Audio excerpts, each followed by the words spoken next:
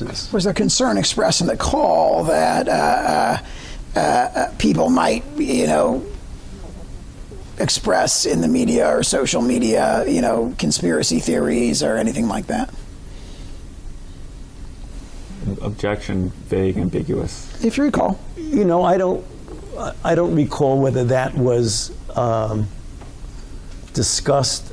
I believe there was some concern after that. Just the mention of something being manipulated could create a lot of buzz on discussion. But I don't really recall specifically anything that was said during the call about this. Do you remember any discussion of people having concerns that expressions on social media that the virus was originated in a lab might discredit scientific funding projects?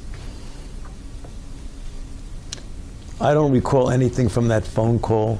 How about in this time period? Is that something you ever discussed with Jeremy Farrar? Objection, vague, ambiguous. I'm not sure if I discussed it with Jeremy Farrar.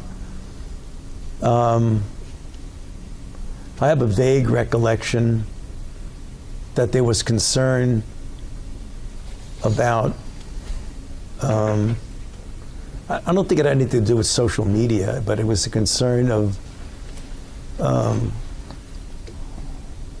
diverting attention from the real task of pursuing what needs to be pursued with this outbreak for the better good of the public health, a distraction of some sort. So specifically, would the theory that the virus escaped from the lab might be a distraction from the response to the virus's spread? No, I think the general feeling among the participants in the call is that they wanted to get down to the truth and not wild speculation about things. They are scientists, highly regarded, qualified evolutionary virologists, and they make as their mantra always sticking with evidence and sticking with data. And I believe there's always a concern that when you throw speculations in that are not based on data and evidence, that's a diversion from more proper things that should be done. I don't think there was any other concern than sticking with the truth and sticking with data.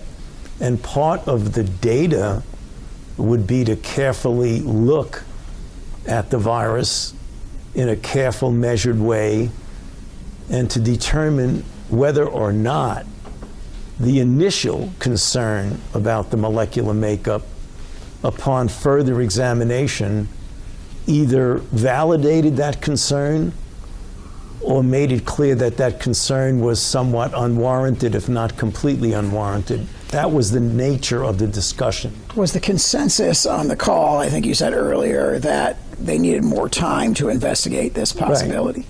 And was the plan at the end of the call to take more time to investigate that possibility?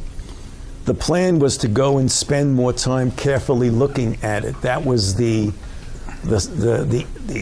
sort of end conclusion, that let's take a closer look at this.